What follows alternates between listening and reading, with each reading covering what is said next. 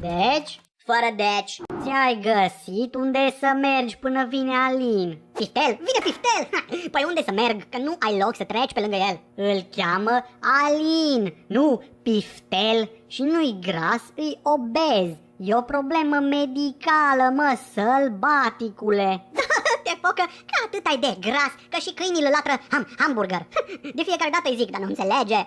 Mă, Piftel, atâta ești de gras că transpiri maioneză. Mă, Piftel, atâta ești de gras că poza ta de buletin e A4.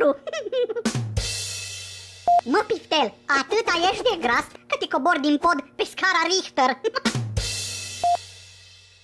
Da, să fim înțeleși, azi nu te legi de el. Dar nici n-am de unde să fac rost de atâta sfoară. Ești împolfet. Oricum, i-am pregătit un videoclip special. Hai vezi, eu l-am făcut tot, l-am desenat cu mâna mea. Ce știi tu? Îi dai drumul. Yes, clică. Yo, no, yeah. Dedicat lui Alin, a.k.a. Piftel.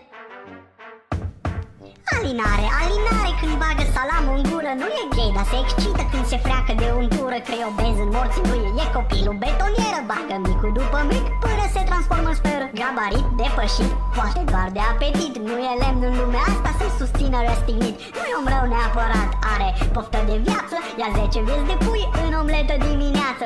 Ață în frigider, ia un shake de maioneză cu pulpă de cârnați macerat în diaforeză. E o scârbă colosală cu miros de euglene. Ce știm de fapt de Alin, cel cu șunși neomogene? Când ocupă ca pieton 2 locuri de parcare, știm că linia Motamo, idealul de om mare. Și mai știm că sub acel strat magic de grăsime e un copil nevinovat care a vrut lumi doar bine lângă o franzelă întreagă și vreo 30 de sarmale. Că e o bestie criminală când e vorba de mâncare.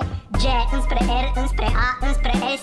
Nu te crede nimeni că ești gras de la stres. Pune jos Mickey Dizul, lasă-te de KFC. Nu fura cornul cu lapte de la vieții copii. Zic O înspre B, înspre E, înspre Z. Nu te mai încape nici banda de internet. Nu-mi cam nici în oglindă, dar eu sper că ai observat că ești mult și ești degeaba ca Jabba the Hutt.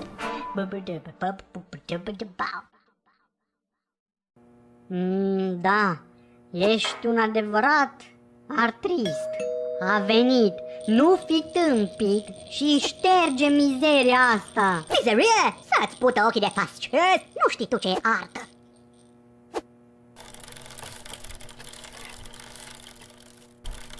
Salut, Mo. Zi și lui Mo ce dietă ai urmat, că acum ai mai gras ca tine. Voință și rugăciune. E nevoie de multă voință și de puterea rugăciunii. M-am săturat să tot fiu batjocorit pe seama condiției mele fizice de acești oameni haini, care nu înțeleg că vorbele dor și rănesc adânc și nu e distractiv să faci mișto de oameni supraponderali. M-am hotărât să învăț pe toți minte. Mă, Piftel, atâta ești de slab?